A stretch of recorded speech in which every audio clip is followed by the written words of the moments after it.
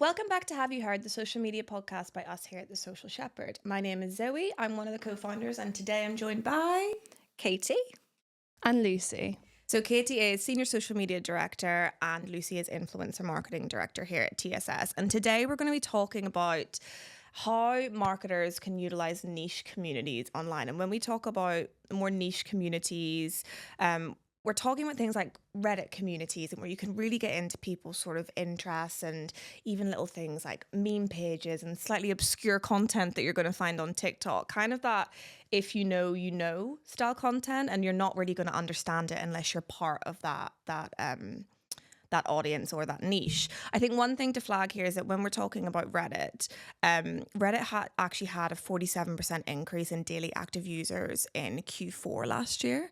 And I think we are seeing, I think off the back of social becoming a bit of a spooky place and becoming a bit more politicized.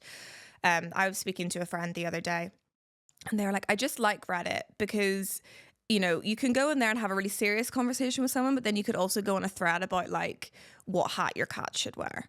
And it's like you can be really picky and sort of choosy. And I feel like where we've had all of this stuff going on with TikTok and even with Meta in some places, people have kind of felt quite safe in their niche communities. is the ultimate platform for just like freedom of speech, I guess, isn't Exactly. And I think that's what people are really wanting. So are you guys Reddit users? Are you involved in any of these niche platforms? So I wasn't until Q4 last year. So I'm one of those numbers that have been helping it rise in Q4, more from a listening from afar perspective. So I wouldn't at this moment in time from a personal perspective be writing anything and getting involved in the conversation, but I like to go on and kind of read conversations about things that I'm interested in. Nice. What about you, Lucy? I too am kind of a lurker. And a voyeur.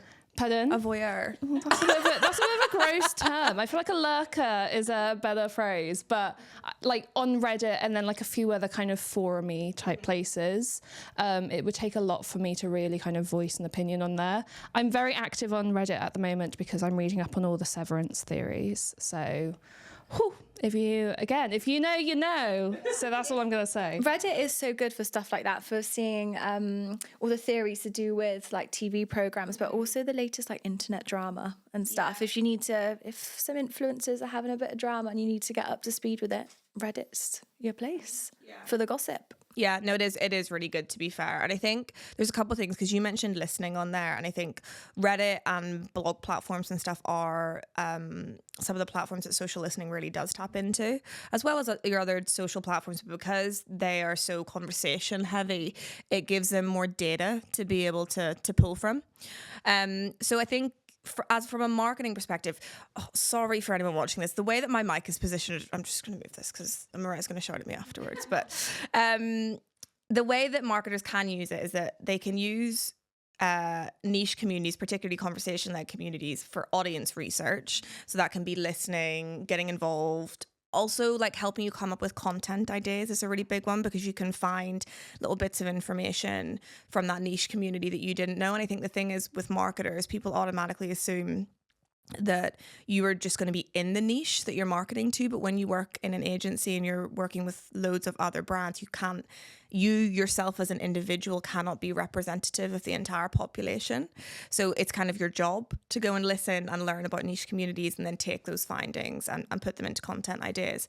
And then we also have brands can also be part of the conversation. So they can create threads, they can comment in conversations. So there's kind of like the two sort of angles that brands can take from it. But I guess, Katie, from an organic perspective, what would you say the benefit of utilizing niche internet communities is?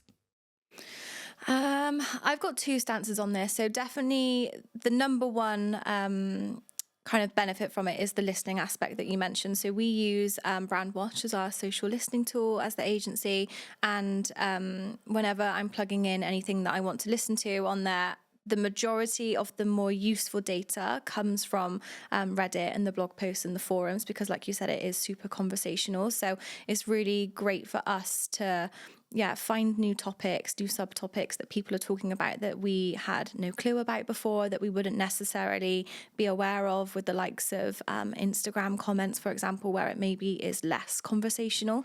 So definitely that listening aspect. The one thing with listening is Reddit is really good, but you could have I think people need to be careful sometimes that those having conversations on Reddit, it can naturally be biased as to the opinions that you're collecting. Because if you guys mentioned that you're active on the platform but you're not contributing to it, whereas all of the data that's being pulled from there is from contributors. So I think that's just one thing for people to bear in mind whenever they're looking at these niche communities is, and I think, Reddit is relatively, from what I understand, unpoliticized. Like, you get people of like every sort of belief and look there. But if we take a look at like Twitter and Blue Sky, which have become quite segregated from that perspective, if you were listening on Blue Sky and gathering a range of opinions from there, you would have an even more biased field that you would be pulling from.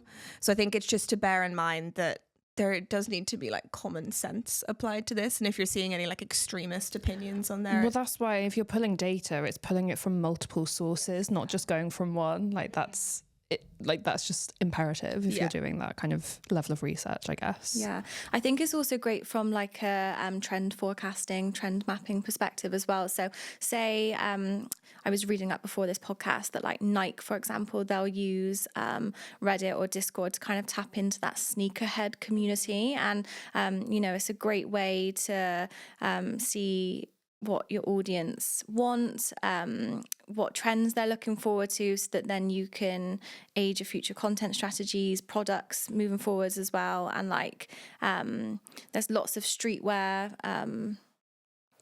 what are they called? Streetwear communities on Reddit as well, so that when there's new stuff coming, they want to see new drops or anything. Those little kind of like subcultures. Basically, those communities, those streetwear communities on like Reddit and Discord, for example, they are like shaping global trends. Yes. So like they are the ones that are like talking about all of the latest like streetwear styles and things like that, so that then they are the people that are mapping those trends. And then so it's really great from a brand perspective to be able to go in and listen to that kind of ahead of time. Yeah. I think as well, what do you think? So, people have the last couple of years have said TikTok sets all the trends, but actually I've been thinking recently that it's actually probably more of those like Reddit blog forums, and then it ekes out into TikTok, and then it ekes out into your more mainstream platforms like Instagram, when we're talking about like fashion trends and stuff like that. Yeah, I'd say it's like different trends for different platforms. And different demographics a little bit as well. Do you know what I mean? Whilst Reddit does have a really broad user base, if we take something like TikTok, people are going to look to that in like a different way for fashion trend mapping, and it's also potentially a little bit more mainstream for that younger demographic. But yeah, it's an interesting one, like knowing exactly where to listen to and how to get involved in them. But I think the main thing is knowing who your community is and where they're active, and that's where understanding what their platform usage is, where they're spending their time and attention. And it's not just where they're contributing to, but where they're watching as well, and who are the people that are the noisiest in those communities, because they hold influence over them. And I guess that's where influencer comes in, Lucy. So I guess how is there a way for brands to be able to tap into, because if we take Reddit as an example, it can be quite like an anonymous platform as well. So do we see any correlations between people that may have massive followings on like TikTok and Instagram and those more traditional influencer platforms connecting through to Reddit? That's a really hard question. So sorry for spitting that to you. I can give like yes, there is definitely a correlation. I don't know, I just think if there's a particular like niche or subject matter that maybe isn't loved and adored by the masses, there are very influential people within those subcultures who may not have a huge platform necessarily, but are massively, I just butted that with my chin. She's passionate. Woo! Are massively engaging with very particular types of audiences. Like the reference I can give, and I appreciate we're not supposed to really give too many personal opinions, but personally, I, as you guys know, love pop music. I thought you were going to say cats for a second. Well, we can go down that route. No, I'm joking. I don't follow any influential cat accounts necessarily. But like pop music and pop culture. And I can think of one example of two people who they run a podcast all about pop culture that I listen to every single week. I am a Patreon subscriber, so I get bonus episodes. I have access to the Discord. Do you pay so for I that? can, yep, I pay for it. How much is it? It's only a few quid a month. It's all Okay, good, fine. but I'm happy to give them the money because they are so good at what they do. And like, I love the kind of community they have built. But then I think of them and they're like very, very niche in a particular way. But then someone who's slightly bigger is someone called Evan Ross Katz, who is a, I guess like a pop culture kind of writer online. And he has a very popular Instagram where he creates memes of like pop culture moments. So like the Grammys, like instantly he was turning out like all the little like memes and stuff. You would have seen his content before. Like it would just be like Sabrina Carpenter with her like hip flask or whatever at the Grammys. What's his handle? I feel like Evan Ross Katz. So he has he's tapped into that very niche community that I'm part of, but he's kind of like bigger scale and like broadens it out by sharing kind of even more like wider popular stuff. And he's kind of got like celebrities like as his friends and stuff, and he's engaging with and what have you. And I think, I don't know, I guess the point I'm trying to say is like those very, very niche communities, you can have very influential people who are part of a very small community and everything, but to scale it up, you have to have like a really kind of broad, the subject matter you are creating culture about has to be slightly broader than that. It I needs think to it's be really relatable challenging to a broader audience. Yeah. It's what he's doing. I presume I have seen some of his content before, but taking like a moment of Sabrina Carpenter, or it could be even, she's quite mainstream, even someone niche, and applying that situation to something that's relatable to a broader audience so that it extends the reach beyond that initial community. Is that kind of what he's doing? Exactly. Okay. Yeah. So it's just about like and I guess that's where, you know, TikTok and Instagram, for example, because I guess if you take Reddit, you're only really going to find content that you're looking for there. Like it's a search-based platform, so I know that they do suggest stuff for you, and they'll tell you like what's rising in conversation, but it is based on what you search in the platform and what you're looking for. Whereas on Instagram and TikTok, if you take a niche topic or a niche situation and then apply a broadly relatable story over the top of it, then you are going to reach new users, and that's when you can kind of fall out of that niche community into a broader community. Does that make sense? Yeah, I think so. I was going to ask you, do they do like influencer collaborations on Reddit? I think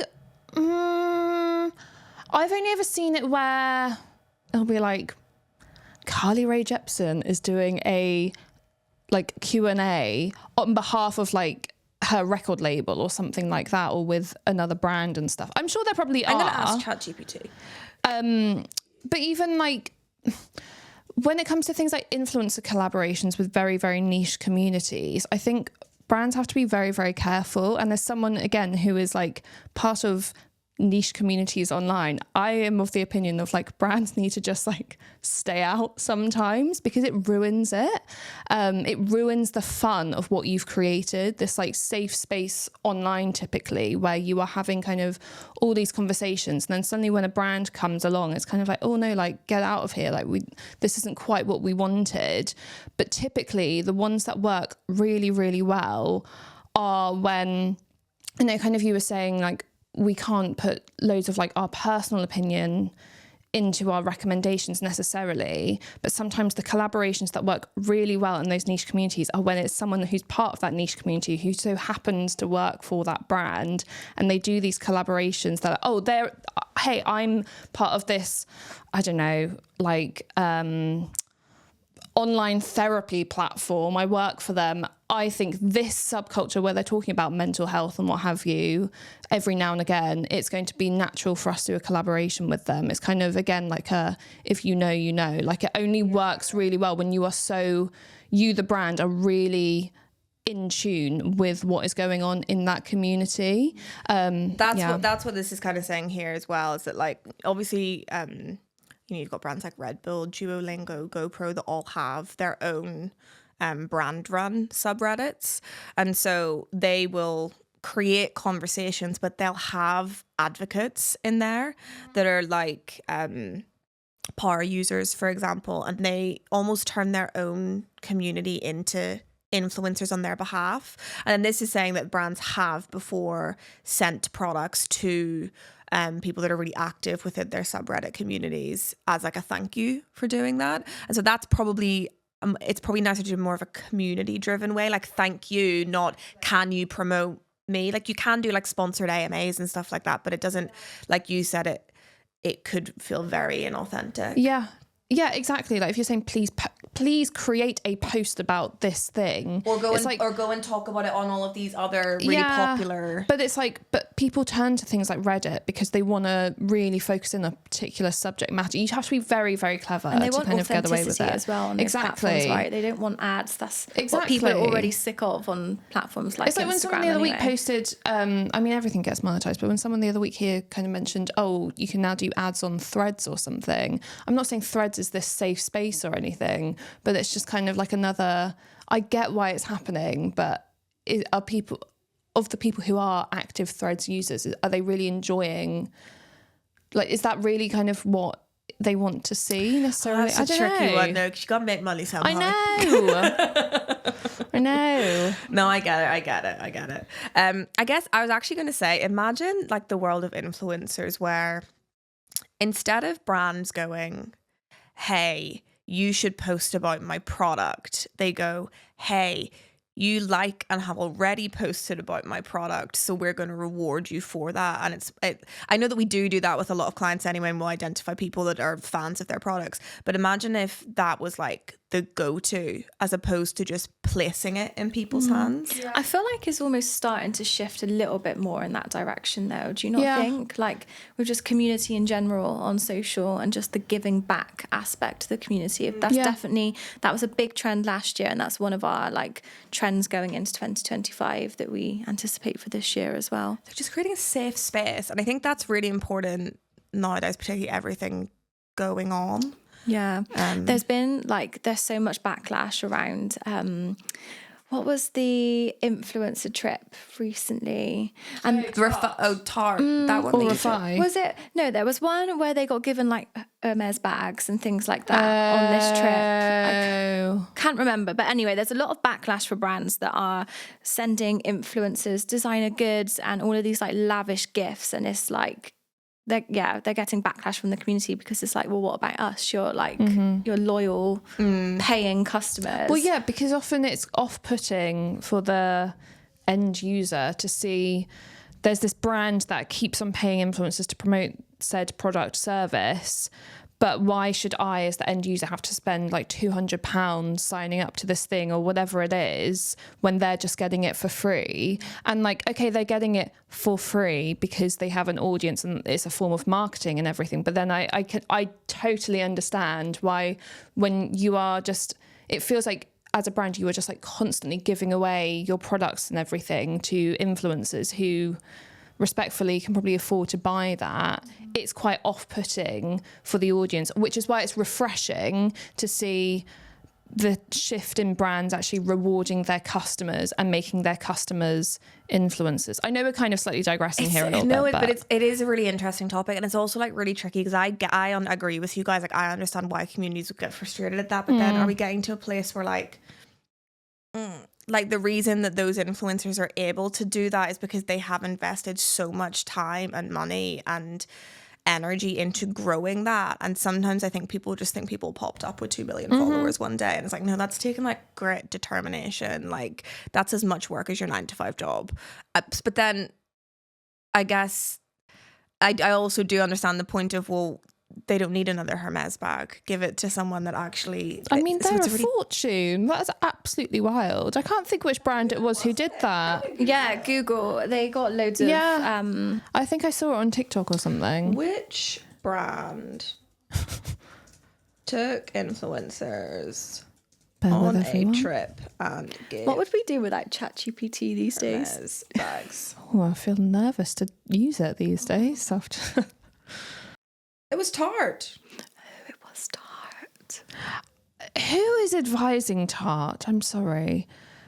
Yeah. It's alarming. We need to get on a call with them. Ugh. Yeah, they do not come across like humble Lack at of all. self-awareness. Yeah, it comes across as really obnoxious and just awful, to be entirely honest. The whole fire thing as well that you That's mentioned in the Harry appalling. title. Awful. Terrible. They're not in the niche. They need to get in the niche communities. Yeah, but it's just complete lack Can we of sell them in a social listening self-awareness. package? Awful. Oh, Tart. Oh dear. Yeah. Okay, one thing that we haven't talked about is my favourite account, I know what Sylvanian you're gonna- Drama. And the gnome one that you sent me. Yes. I love that There one. was another one I found recently I need to send you. And the Teletubbies. Yeah. We're just consuming very different content, I think. But you always refer to them as, I feel like we need to give them a proper name. Yeah, they're not really. Accounts with influence, I feel, is a bit of a Yeah, clunky but they're- phrase. Yeah, I know you're right. They are like, I don't even, would you call them niche communities though? Because they're very broad communities.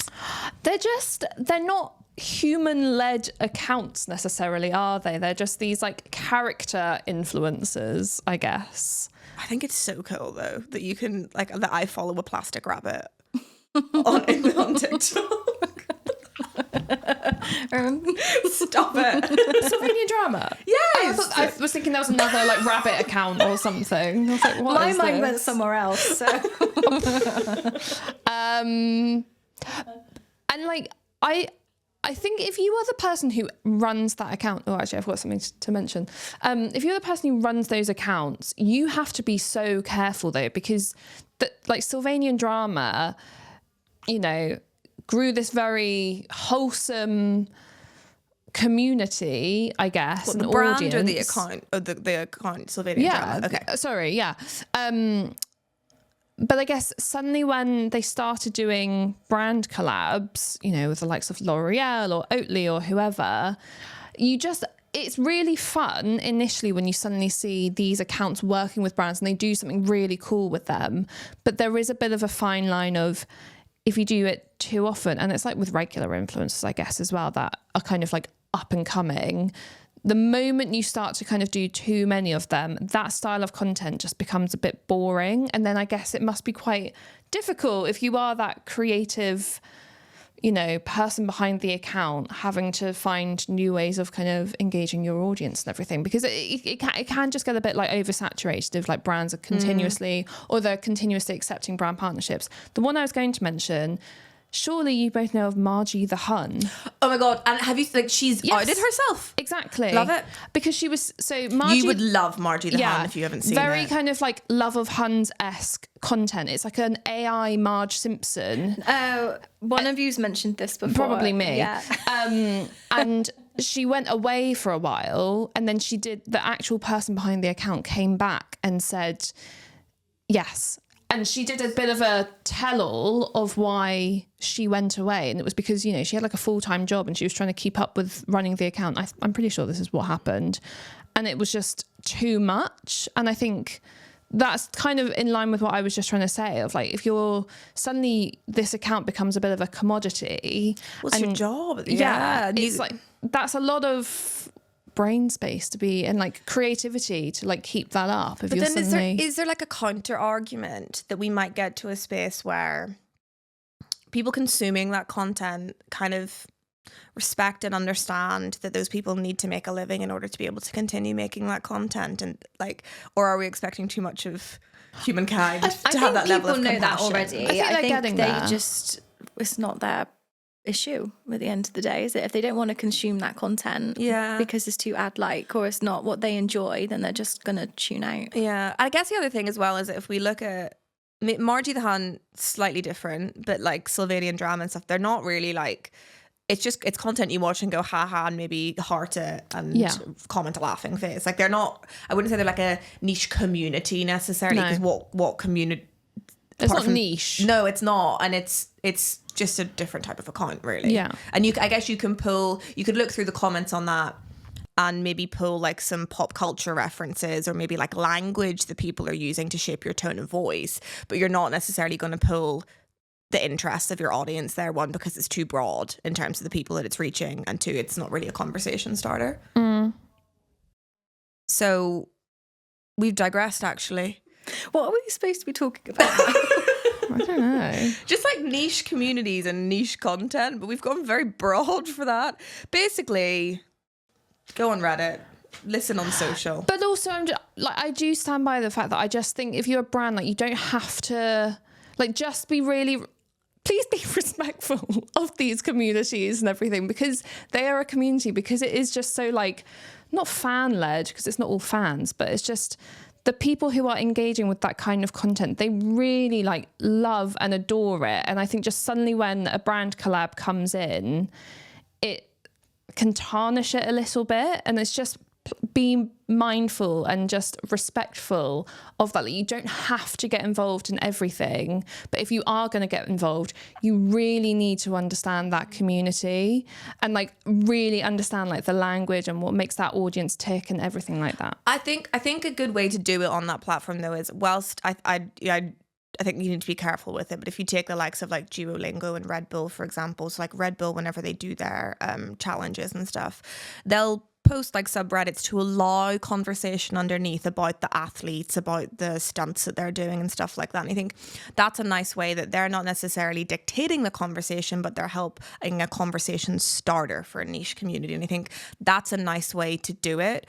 Trying to inauthentically plug your product in a community that has worked really hard to craft honest opinions in, I don't think that's going to go anywhere. If someone is plugging your product for you and haven't asked them to, absolutely reward them, send them a PR package. But I think there is a lot to be said for, like, if your product's good enough, your customers are going to be advocates for it. And if you can follow them and reward them for doing that, you absolutely should. If your product's shit, and you're trying to just put it in the hands of people to talk about it, that's like, people are going to read through that so easily. It's inauthentic. Yeah, there's a difference between supporting a community and then exploiting it. So it's just making sure that if brands are going to be on there, that they really take the time to listen in those communities first before they kind of hop in there. So what do you guys think about Reddit ads? I love it. Well, for us from paid media perspective, but you both personally probably hate it. I haven't really paid much attention to them, to be honest. They don't bother me on that platform as much as maybe an ad does elsewhere. I think because of the sheer volume of search queries going through the platform, you can get really targeted with it, which is really good. So from a paid media perspective, and even from a listening perspective, from organic, just the data coming out of that platform, and even like Quora, even though I know that's a slightly more controversial one. Like, the data that they have is so good. So it's like, utilize that and run ads in a tasteful manner, but you probably will get rinsed if you abuse the ad options on Reddit as well. Yeah, for sure. Then we also have a little topic on here to talk about meme pages with cult followings. Wow. Are you guys meme page followers? Yes. Memes are? Yeah. Oh, well, not like the typical ones I don't necessarily engage with. I do. I love them. I think. Yeah, really my funny. partner sends me memes all the time from those pages. And I think as well, that's something that we've explored too, about just influence outside of individuals. Yes. Is like looking at digital influence. And sometimes they do really fun partnerships, to be fair, with brands where they're just, you can tell the creative mind behind it has come up with a really good way to market it to that audience. So I said to the team last week that I want to make it our mission to work with the meme account Sunday Scaries, because they do brand collabs so well. Again, if you don't follow Sunday Scaries, this will be kind of a bit over your head, but if you do, you know. And I'm sorry to bring it up again, but Severance, whoever from Apple TV is doing their marketing, is doing a fantastic job. And I just only hope it pays off and everyone watches it. But they are doing every week, they take stills from the latest episode and put text on it basically, just to create like a meme and stuff. But it's so well done.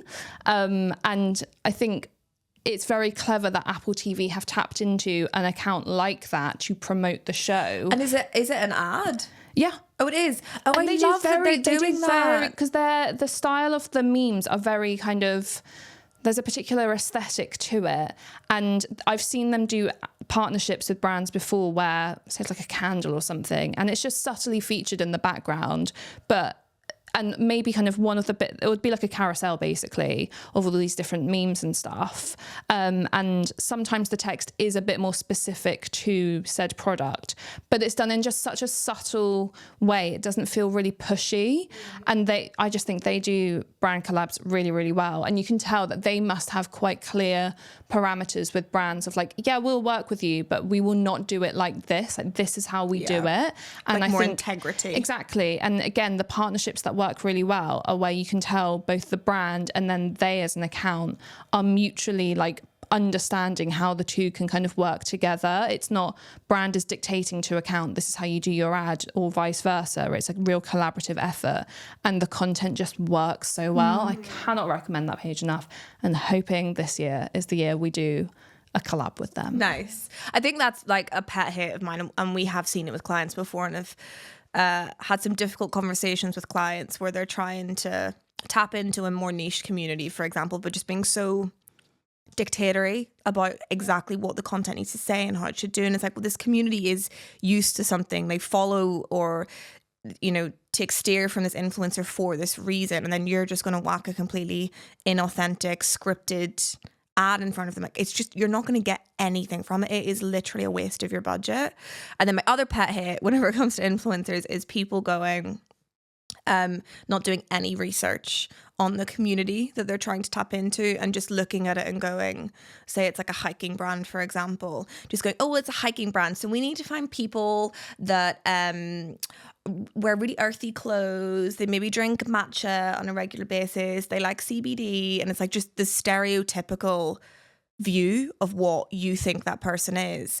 And then, but it actually might be completely different once you get into the communities and listen and see who's actually consuming your product and who's talking about it. Yeah, precisely. Because again, it's that whole thing of like, this may be who you paint your customers as internally, as kind of different customer profiling exercises. Profiling is a bit of a dodgy word, but you know what I mean? But then it doesn't mean your audience has to look exactly like your supposed customer. Exactly. Approach. It's like we always say, it's like, who has influence over your audience? Like, it doesn't have to be so black and white that, yeah, they must love hiking. In some instances, yeah, they probably do need to like that or whatever, but it doesn't mean they only follow hiking related content. They probably are interested in other things, so it's exploring that as well. How do you avoid cringe or inauthentic content when you're trying to take learnings from niche communities? But I think you can also apply this to just like pop culture in general as well. Like, and I had an example of this, and I don't necessarily know if cringe is the right word. I would say lacking in taste would be the right term. That's a bit harsh. The Grammys were Sunday night for us, yes. Also, we had the Kanye West and Bianca Censori. Is that how I pronounce her name? I'm so sorry. Something along those lines, yeah. Who basically turned up naked to the event.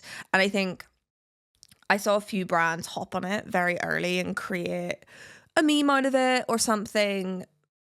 And I looked at it and went, that's not good. Like, there's children at that event. Their relationship has been speculated about for quite a long time, not necessarily for the most positive reasons. I wouldn't recommend any of our clients necessarily get involved on that or hop on it. It's like whenever brands hopped on like Baby Reindeer, for example, and I was like, oh, or the Gary that's not Barlow a good idea thing. Because it just wasn't funny. No, it wasn't funny. Point blank, it was not but funny. It's also like, you don't know what's going on there. No. And anyway, so I think to me, when I saw brands hopping on that, it came across as like a little bit try hard. Like, you're trying to create a moment out of anything rather than really picking your moments. And so to me, to avoid being cringe or inauthentic is like having really clear boundaries. And it could be, you know, a lot of brands have it. If a trending moment in pop culture is feeding off the demise of another person, or it could be that someone is being hurt within the moment, or you know, children are impacted or something of that nature, that they just won't hop on it even if it is funny. And that's why Baby Reindeer was really controversial, because, you know, whilst yes, it was a very entertaining, popular TV show, at the same time, that was a real story, and there is a real woman there and man who was a victim of something, and it was concerning, the whole story. And so I think for brands to hop on that, which is kind of on the demise of another person, is distasteful. So for me, that would be like my big advice to brands would be just be really careful with what you're hopping on and what you're trying to make a moment for yourself out of. Because if it's not a good moment for someone else, it's probably a bit risky. Exactly. Yeah, I agree.